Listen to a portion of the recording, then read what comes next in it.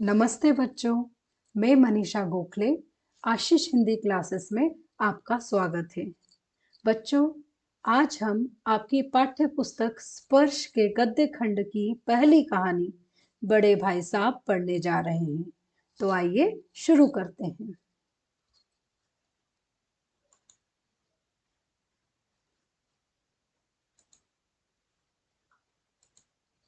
बड़े भाई साहब, यह कहानी लिखी है मुंशी प्रेमचंद ने, जो कि एक बहुत प्रसिद्ध कहानीकार थे जिन्होंने 300 से ज्यादा कहानियां लिखी हैं। तो आइए पाठ की समरी जान लेते हैं।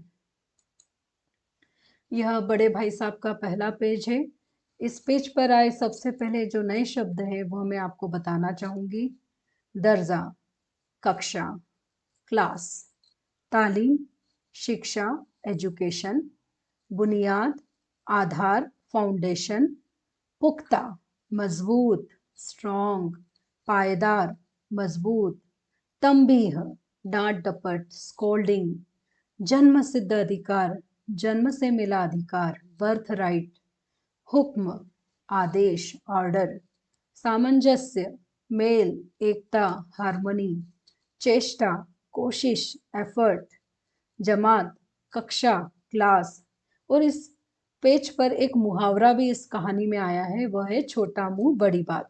मतलब छोटा होकर भी बड़ों जैसी बातें करना, उसे कहते हैं छोटा मुंह बड़ी बात।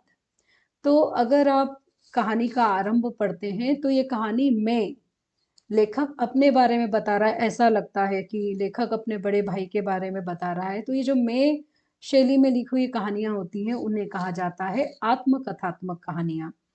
वास्तव में ये एक कहानी है, किंतु जब आप मैं शैली में इस कहानी को पढ़ते हो तो आपको लगता है कि लेखक के बड़े भाई के साथ ऐसा सब कुछ हुआ है, जबकि यह एक काल्पनिक कहानी है, ये एक इमेजिनेशन है। तो आत्मकथात्मक शैली में लिखी हुई कहानियों को पढ़ने के बाद में आप उससे बहुत ज़्यादा कनेक्ट हो पाते हैं, इसलिए बहुत से लेखक इस शैली में कहानी लिखते हैं। और प्रेमचंद की लिखी हुई यह कहानी भी एक आत्मकथात्मक शैली में लिखी कहानी है। तो इस कहानी का जो नायक है, जो खुद लेखक है, वो बताता है कि उसके जो बड़े भाई हैं वो उससे उम्र में 5 साल बड़े हैं और उनकी उम्र कितनी है, 14 वर्ष, 14 ईयर्स। और जो कहानी का नायक लेखक है वो उनसे 5 साल छोटा है, उसकी उम्र है 9 साल, है ना। ये तो 5 साल का डिफरेंस है, लेकिन साथ में हमें इस पाठ को, इस पेज को पढ़कर ये भी पता चलता है कि अगर क्लास वाइज देखें, पढ़ने में देखें, तो बड़े भाई केवल उनसे 3 क्लासेस आगे हैं। और इसका रीजन लेखक क्या बताता है कि जो बड़े भैया हैं वो पढ़ाई जो करना चाहते हैं वो बहुत कॉन्शियसली करना चाहते हैं। वो जल्दी में कोई काम नहीं करना चाहते, आराम से काम करना चाहते हैं। और पढ़ाई का काम भी वो बहुत आराम से करना चाहते हैं। और उनको लगता है कि जब तक उनको उनका बेसिक नॉलेज अच्छा स्ट्रॉन्ग सही नहीं मिलेगा, है ना, तब तक उनको आगे की क्लासेस में आसानी नहीं होगी। इसलिए वो एक ही क्लास में 2-2, 3-3 साल तक पढ़ते रहते हैं। यह लेखक को लगता है कि भैया जो एक क्लास में एक से ज्यादा साल तक बने रहते हैं, उसका रीजन ये है कि वो अपने बेस को स्ट्रॉन्ग करना चाहते हैं, है ना। दूसरी बात लेखक ये भी बताता है कि चूंकि वो उसके बड़े भाई हैं, इसलिए उनको पूरा हक है, उनको चाइल्ड बर्थ राइट है कि वो अपने छोटे भाई को डांट सकते हैं और वो उसका ख्याल भी रखते हैं, है ना। और छोटा भाई भी इतना अच्छा है, समझदार है, उसको भी मालूम है कि ये मेरी रिस्पॉन्सिबिलिटी है कि बड़ा भाई मुझे जो भी कहे, जो ऑर्डर दे, जो रूल बनाए मेरे लिए, वो मुझे फॉलो करना है। तो छोटा भाई जो है वो आज्ञाकारी छोटा भाई है, जो अपने बड़े भाई की हर बात मानता है। और आखिरी पैराग्राफ में आपको ये पता चलता है इस पेज के कि बड़े भाई जो है वो बहुत पढ़ाई करते हैं, दिन भर पढ़ते ही रहते हैं, है ना। थोड़ा पढ़ने के बाद बोर हो जाते हैं तो अपनी नोटबुक के जो हाशिए होते हैं, मार्जिन होते हैं, उस पर ड्राइंग करते हैं। और लेखक जो है उसको उनके नोटबुक में बहुत अजीबोगरीब चीजें देखने को मिलती है, जैसे अलग अलग तरह के शब्द लिखे हुए रहते हैं, या फिर एक ही शब्द को 10 से 20 बार लिखा जाता है, या पोएम्स की लाइनें लिखी रहती है। तो लेखक को समझ में नहीं आता है कि ये बड़े भैया इस तरह से क्यों लिखते हैं। पर वो कभी अपने बड़े भाई से पूछता भी नहीं है कि आपने ऐसा क्यों किया है, क्योंकि उसको अपने बड़े भाई से डर लगता है। उसे लगता है कि वो बड़े हैं, उनसे ऐसे प्रश्न पूछना अच्छी बात नहीं है। तो ये था हमारे कहानी के पहले पेज का सारांश। अब हम दूसरे पेज का सारांश देखते हैं।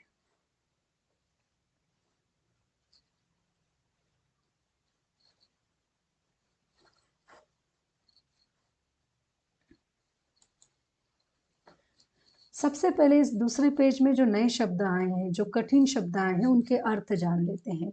जी, मन, माइंड, ध्वनि, आवाज, साउंड, मौन, न बोलना, मम रहना, अपराध, गलती, गिल्ट, रोष, गुस्सा, एंगर, सत्कार, स्वागत, वेलकम, हर्फ, अक्षर, लेटर, विद्वान, ज्ञानी, स्कॉलर, घोंघा, मूर्ख, फूल, सीख, सबक, लेसन, कसूर, दोष या फॉल्ट, लताड़ मतलब डांट, उपदेश, ज्ञान की बातें बताना, लेक्चर देना, निपुण, कुशल, एक्सपर्ट।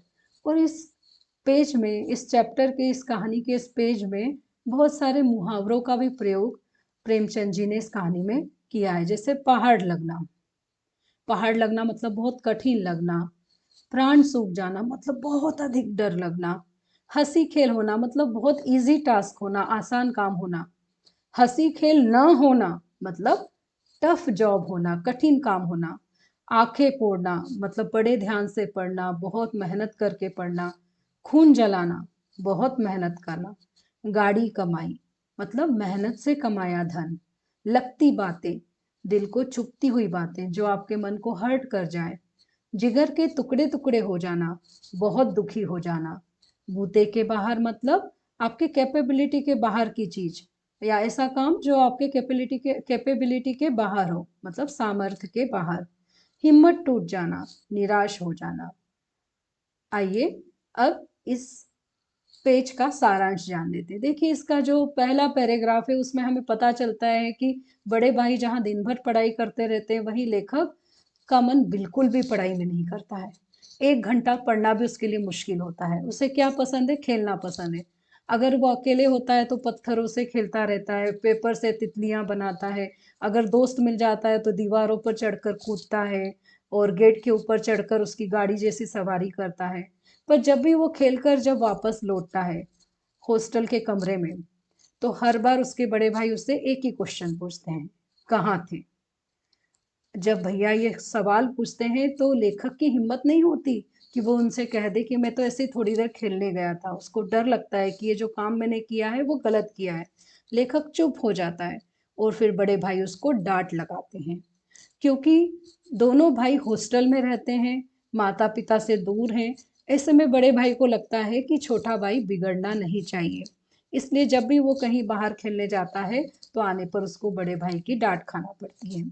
और किस तरह से समझाते वो उसे कि जो इंग्लिश सब्जेक्ट है वो बहुत टफ है, ये इजी स्टडीज नहीं है, आसानी से इसकी पढ़ाई नहीं हो सकती।